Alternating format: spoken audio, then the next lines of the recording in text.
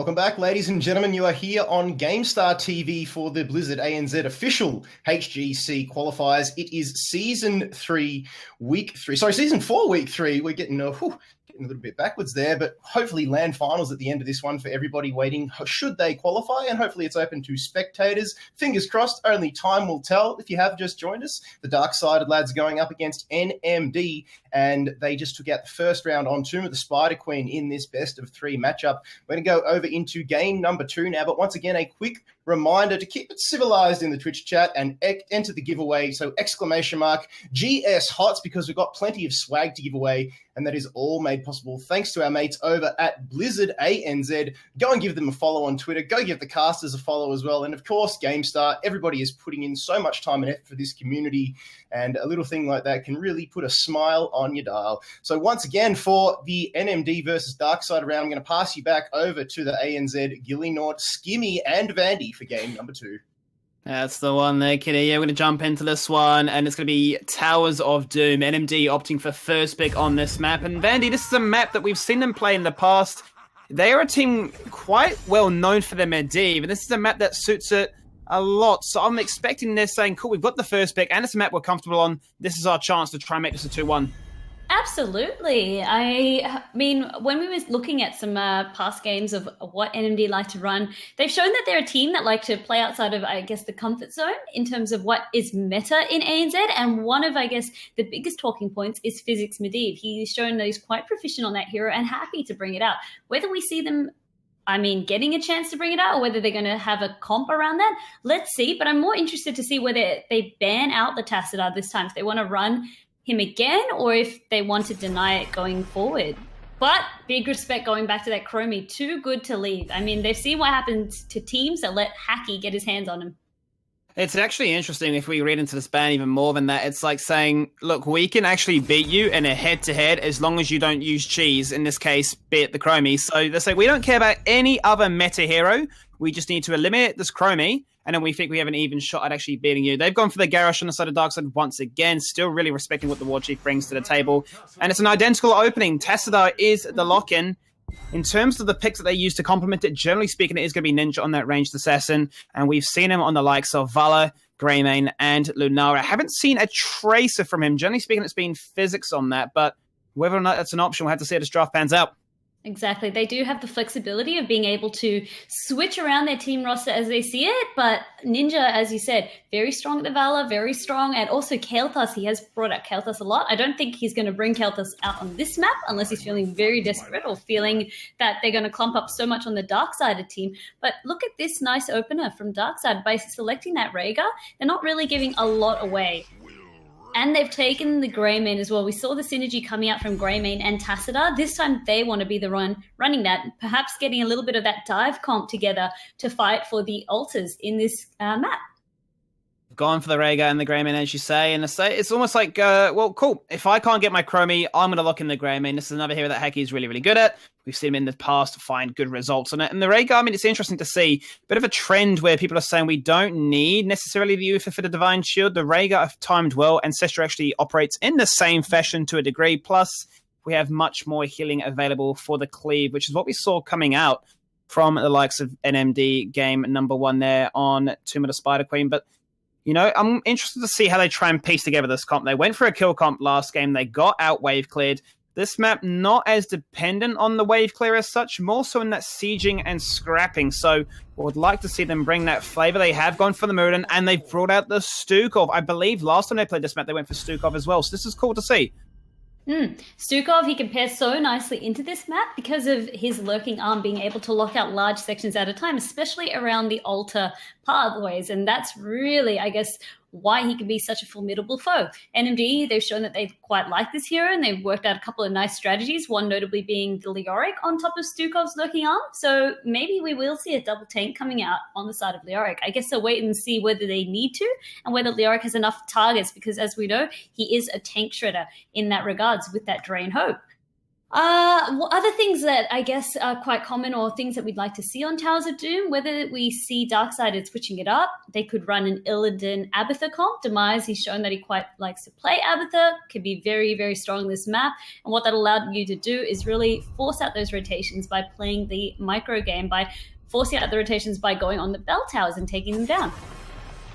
Taking a very long time to come to this conclusion here, but they will lock in with Dahaka on Darksided, not going to be beaten by the split pushing pressure. With Mirrodin already constantly locked in, yeah, as you mentioned, you got that double tank threat available to them, and Dahaka would do a lot of work. And this has always been a quick way, or reliable way for teams in the past to beat Darksided. Out-rotate, out-soak, and outplay in that regard. So Dahaka off the board. Let's see how NMD decide to respond to this one. We saw a lot of success in the past from these aggressive picks, be it, say, Arthas, for example, and that would be an idea to consider. It just depends what direction they are opting for. They do go for the Stitches, another very strong pick, especially on Session, who has had so many fantastic results on. And why Stitches can work so well is that he can really camp around the bushes and just get that hook, especially when you don't have the vision. He becomes even more of a formidable foe. And then you're starting to fight those fights down a team member before it's even begun can be absolute disastrous. So showing a lot of respect there. And I guess what's on flavor in ANZ at the moment, Stitches, he has been another highly contested hero. I'm wondering whether Darksided, depending on their composition, are they still going to do a variation of double support? That Uther can pair quite nicely with the Greymane and just give them so much sustainability and durability. But instead, it looks like they've gone for the ETC, gone for the Falstad. I like the ETC because he can either build off into Mosh Pit if he wants to focus on the fighting, or go for the Stage Dive if he wants more of that global pushing aspect. And I mean, with the Falstad as well, that's another global on the table that they've just added. The two things I like about those picks as well is it really does so much work against the Stukov. He's forced to be stationary if he wants to use that lurking arm, has no mobility, and ETC and Falster can capitalize on that so much. The gust potential, the mosh, the power slide, whatever it may be. Stukov, if he wants to try and dish up the heals, he has to make a choice, and he has to make a decision. Not to mention, this is an old school combo, although it requires a lot of synergy where you can gust into a mosh. Probably not the best way to try and win a game, but if it pays...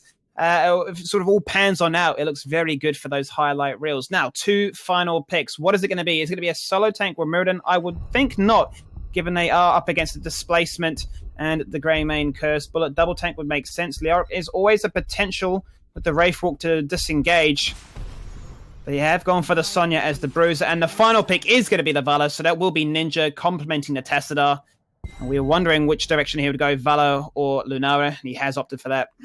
I like this. So the Valor can sit quite safely behind that dual support as well coming into that. There's just so much sustainability on the side of NMD. I think it's a much more well-rounded comp this time around, especially when I think of the map objective in mind. So Sonya, she can push up, she can hopefully win that solo lane. And then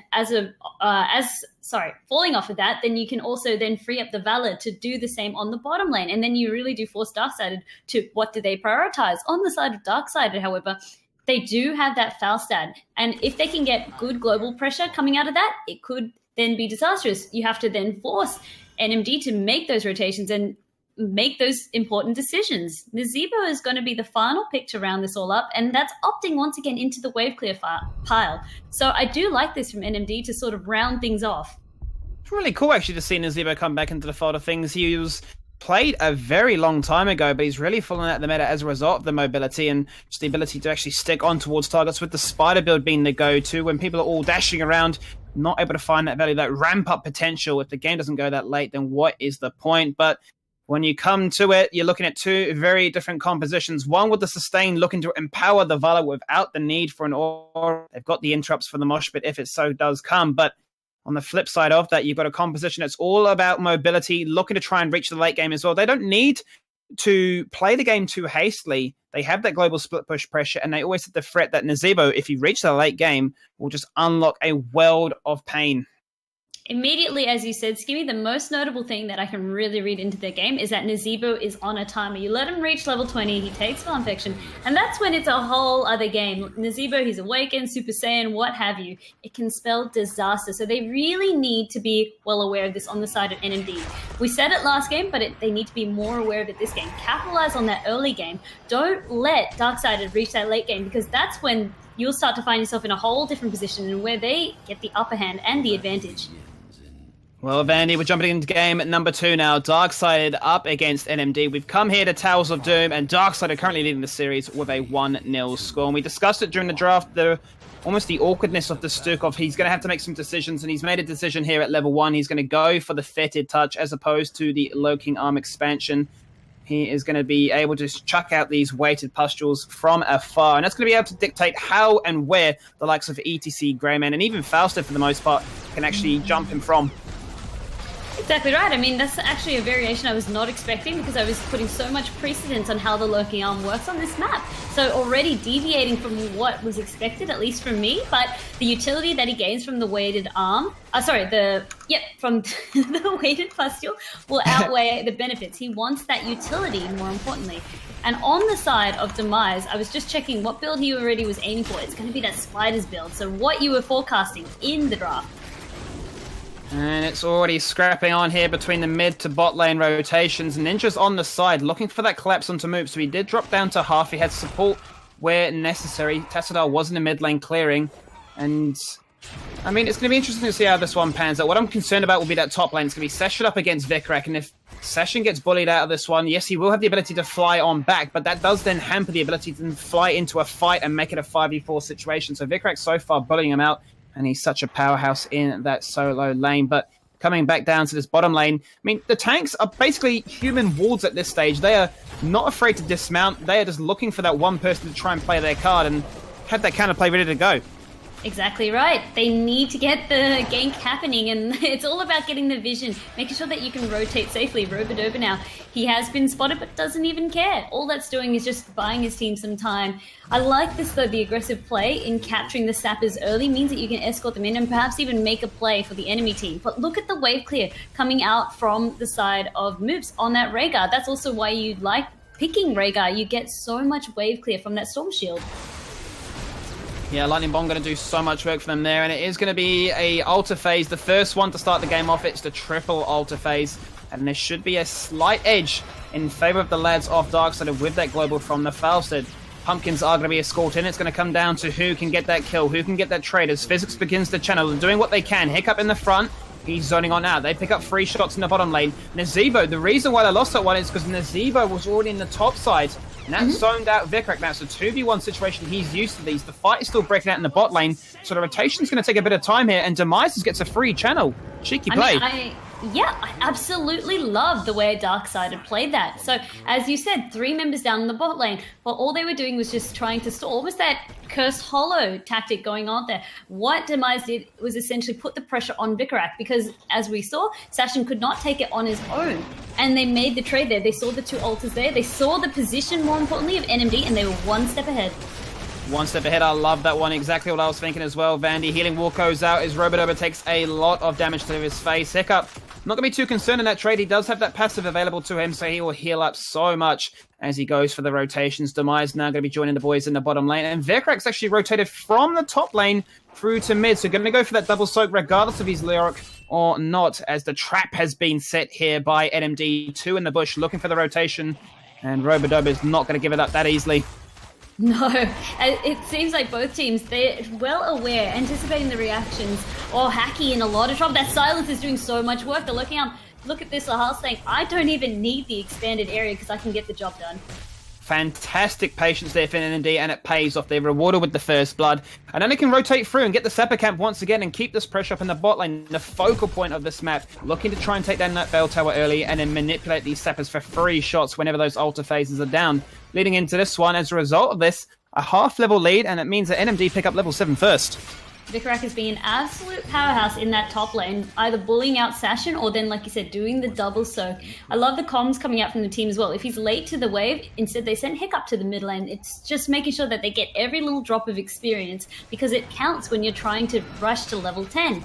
On the side of Darksided now, this is where, I mean, we expect them to lose. I'd be a lot more concerned if they were winning this one, and a lot of that comes into play as Nazebo is ramping on up into this. Ramping on up, but he'll still pack a punch. And I mean, had to be quick here, NMD, because all the while, Falstad has the potential to split push. And right now, Session's actually getting the posture for the flight on in. Vikrak begins to channel in the mid lane, but Session is there to join the party. Moops and support. Hacky going to begin the channel. Robodoba looking to scatter information, prevent the turnaround of affairs. As Hiccup jumps in, he gets the stun. The lurking arm is there. The power slide connects as the tanks go brawling. Hiccup runs one way. He's completely separated, and that's going to be an easy kill. That ties the scoreboard at 1-for-1. And now it's a case of NMD backing on that. They shouldn't have won, but they did. It really just came into play that Hiccup was way too deep. His team, you could see they just couldn't support him, and that's when he got completely surrounded by the members of Darksided. Your tanky, yes, is Muradin, but there's only so much you can take if 5 people are focusing down onto you. He just needs to be a little bit more, I guess, this is where you can start to see, I guess, the comfort coming out. You just need to be aware of, I guess, the limits of each hero and make sure that you can get out. You have that Dwarven Toss ready to jump out if you seem to be in an ill position, as that's kind of what happened in that fight. Tried to get the trade kill there. Way to Pustule did not connect. However, Valor was ready in the wings. Ninja always ready to pounce on and find that kill. But they go back to the lanes. They reset. The XP lead still in a slight lead for NMD as we once again put our attention on the Sapper camps. They've been picking them up on cooldown. Fantastic to see. They realize that they will always have that pressure, split push pressure at that from the Falstad. So as long as they can try and do some work in the spot lane, they can keep him distracted. They can always keep him guessing. Do I need to fly on in? Is this going to be a desirable situation? Have I been baited? These are the questions you need to be asking yourself. And I like that Physics is using that Oracle to make sure if they can go for the invade, they do want to get the invade. It's just about being careful. So you can see NMD there are a lot more conservative this time around. Robodoba, he does connect with the power slide and face melt, but it doesn't look like there's going to be any further engagement. Just look at the slow that Stukov can emit. It is... Oh, it's paralyzing. You can see Robodoba just passively walking. Look at him right now on your screen. He cannot do much. He's a crippled man. I mean, you'd expect that out of the Zebo. He can't do much damage to the spiders, but he is still running on fine. Alter has spawned. It will be up in 18 seconds, and it's this time going to be 1. Only in the bottom lane, only 2 entry points at that. So this is a choke spot. Level 10 is being picked up by the boys of NMD. They've gone for Leap. They are all about that CC lockdown, and more importantly so, preventing the mosh. Yep, it's about getting that interruptions and, like you said, giving themselves another tool in case Robodoba does opt to get that mosh pit. It's very important that they do not get caught by it. It really does favor NMD if they can get an early kill, but they just couldn't make it happen. Not yet. All zombies Here we goes go. out. This could be the one they've been looking for. Demise is there, and the Ancestral comes across down to 10 seconds on cooldown. They can't keep him alive. Fantastic pick off. The CC chain works in their favor. Robodoba doing what he can, but Hiccup is once again getting aggressive. The Avatar is popped, he's healthy, he's beefy. The shield, the wall, preventing as the cleanse is forced out from Moops, making sure that the team survives. And NMD turn up the heat, they hit 11, and they get the shots too.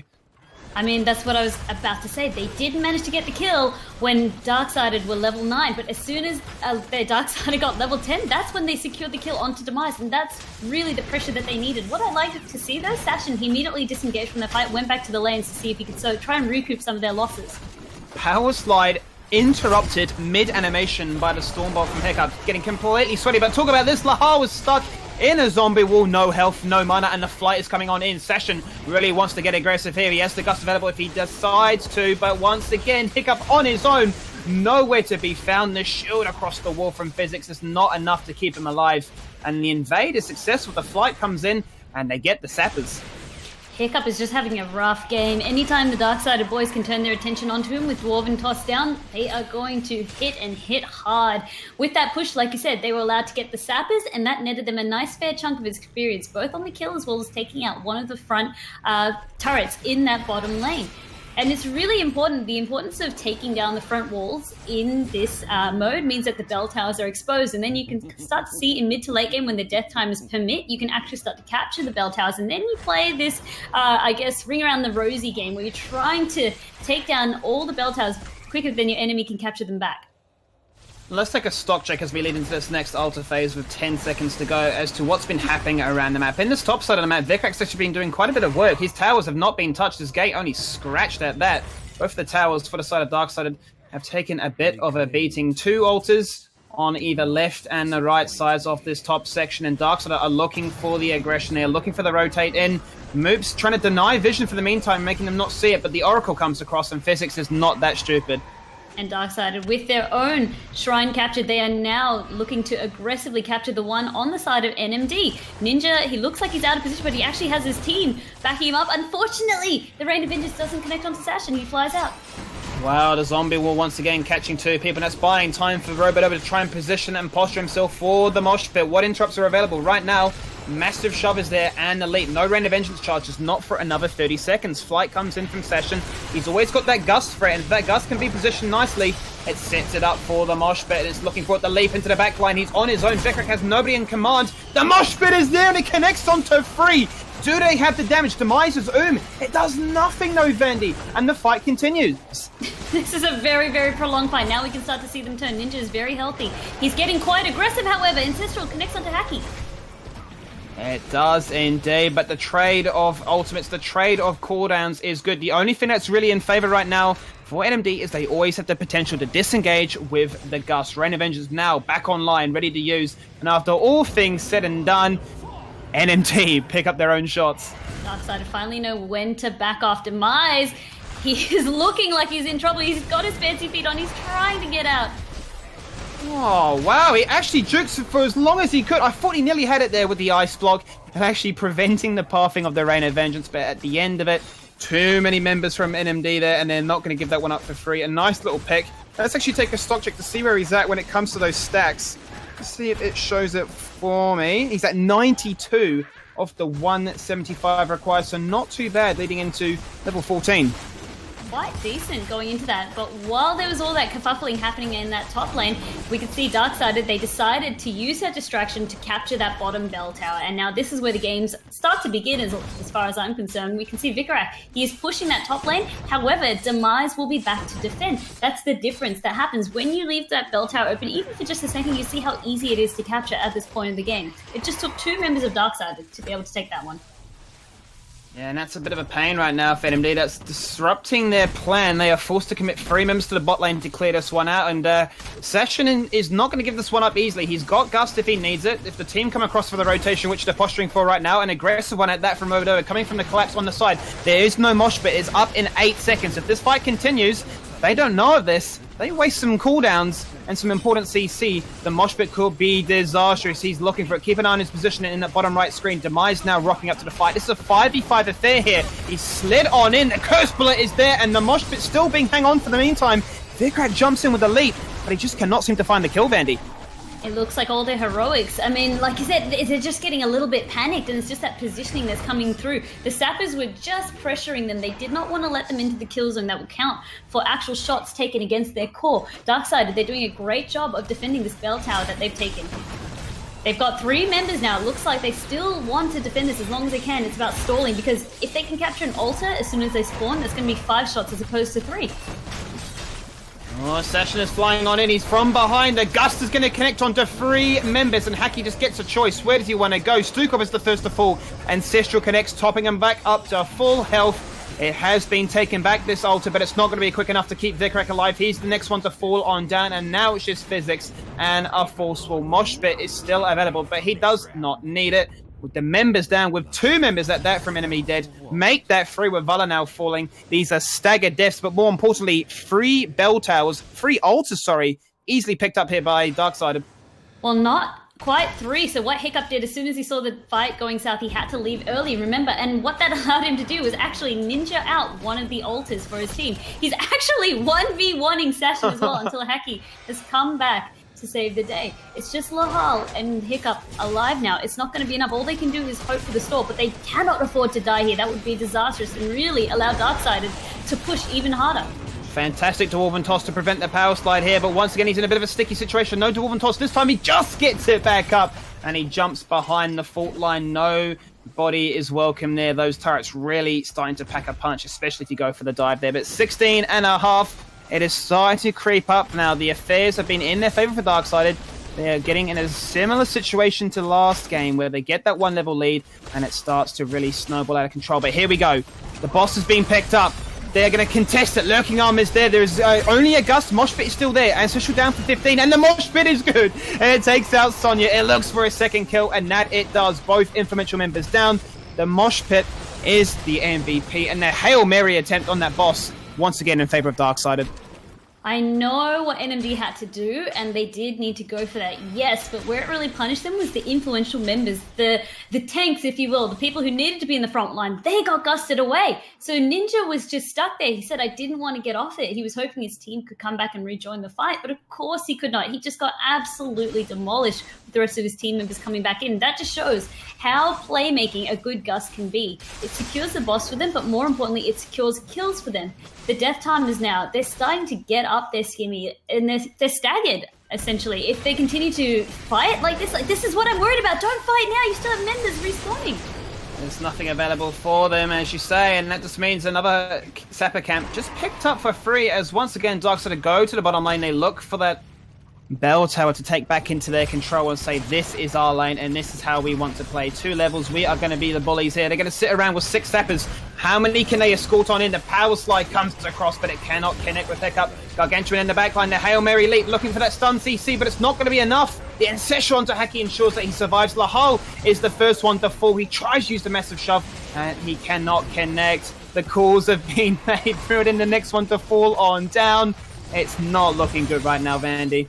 Rough game for NMD. You can see Moops, he's holding on to that Ancestral until the last precious moments. That just separates, I guess, the good Greyguards from the great Greyguards. The fact that you can connect it without letting your teammate die. That's just so much damage, so much resources that they spend in Haki, and then for him to just get topped completely up, that just leaves you in a bit of an awkward situation. Just showing great control there. There is a massive wave pushing in on the side of NMD, but all that's really doing, because Sashin is available to roam through and get it, that's just netting Darkseid even more experience. This is where the bell towers start to fall, and if you're at this position on Towers of Doom, it's starting to look a little bit doomy and gloomy on the side of NMD. And this is Darkseid min-maxing to an absolute perfection. They take the fight in the bot lane because of 6 Sappers. They then pick up that bell tower for them. They realize, look, they're all dead. There's nothing that we need to worry about. We can pick up a second bell tower. We can get 6 shots from this, and we can now get another kill. See you later, Vala. We've got 20. What are you doing there? You got 6 shots left on your core.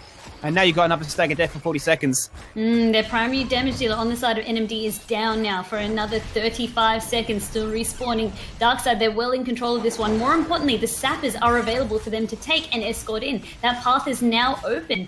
Unless we can start to see, I mean, the last tick, they need to recapture their bell tower, but then it's got that awkward respawn situation we saw when Darkseid forced to fight. Didn't matter that they captured back the bell tower because it needs to rebuild, respawn itself, and it doesn't actually fight for you till that happens. So essentially, until that, it's just as though you're fighting on just, neutral ground.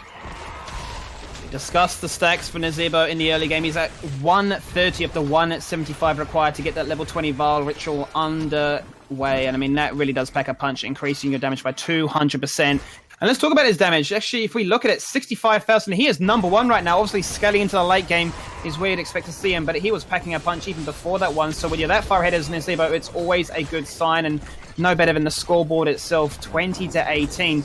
The altar has been taken back, the bell tower back in favor of NMD, but now they're basically playing around either the boss or the Sappers. Boss up in a minute. Sappers always available. And now alters to join the fray. So there's a lot of win conditions out on the table for Darksided. If you're on the side of NMD, you now need to calculate. You need to really focus and think, where is the enemy team going to be? Where do we put our resources into? The most obvious one will be the altars, because all Sappers are down. They're not going to rotate to boss. You can see where they are. I mean, it's going to be do or die. The biggest fact is that they're fighting with a handicap. They do not have that all-important level 20. This is it. This really is the one, and right now Sashin's going to say, I've got the epic man, I can fly to the top lane. Gus comes across, going to prevent Hiccup. They're just looking for a fight, looking to deter them as long as they can. It's a 1v1 right now. B-Steps come across, but B-Steps aren't going to get you a win in this case. Sashin once again begins the channel. Demise joins up. The team from Darkseid pushing from the bot lane, saying we only need to pick one and we win. Still no threat of level 20 from NMD, and they are split right now. They are, and they're taking a lot of damage. Hiccup is in no man's land. He is 1v1ing Moops. Sashin, he keeps trying to get the cap. We can start to see NMD. Is this just Darkseid? They're scared to engage, or they just know that they just need one? They're really spreading NMD thin. Every time Epic Mount's available, they're looking for it, and once again, they're going to try and pick it on towards Hiccup. Gus is still down for 20 seconds. Every ultimate, apart from the avatar that was just used there, is available. And there we see, oh dear, that was close for call. Sonic Storm is used. Vikrak still playing with death. The leap turnaround. Can they get the trade? Can they get the kill? They need to, but Moops is on it. It gets their channel. Ninja with the suicide multi-shot. GGs are being called. And wow, what a way to end that one. It's such a tough predicament to be in. And I'd say NMD, they actually played that one very nice. That's a conservative nature coming out of there. And if they did get that kill, they actually might have been able to win that team fight and then make something out of it. They were just too far behind, unfortunately. It really started snowballing out of control. And Darksided played that one to a T. As we said, if you can propel your lead, get Nazebo into the late game faster and quicker, that's when it starts to spell a little bit of disaster on the side of NMD. And I mean, a lot of, I guess, where that started going wrong for them was that boss fight. That big gust, it was pivotal and it really changed the flow of the game. Yeah, I think CC for me was the big factor there on the side of NMD. They just weren't able to stack it or just find the kill targets during those windows of execution. And a team like Darksided, they like to play those kind of comps, so they won't waste time in dealing with those. But that does it on the night for game number 1, series number 1 at that. Darksided go 2-0 to open up the night up against NMD. But for now, as we get ready for the next one, back to Kev Fox. Thank you very much, Skimmy and Vandy. Congratulations to Darksided. They progressed through into the final of this week's playoff rounds against their arch rivals, Nomiya, who just picked up a win over Crimson in the other game that was going on in that round. It's a game everybody wants to see because Darksided are known as the Giant Killers. They did actually take the couple maps off Nomiya in the preseason as well as previous seasons. So Nomiya, they've got their work cut out for them, but so did Darksided. It must be said. This is the final call to get your exclamation mark GS HOTS in, because when we come back, we're going to be drawing one of those 12 loot chest bundle codes thanks to Blizzard ANZ. But if you don't win, it's not all sour grapes, because we've got another one available, which will be drawn after the Darksided Nomiya match. So stay tuned, ladies and gentlemen. We are going to take a quick 5-minute break, and we'll be back with more Heroes of the Storm action right after this.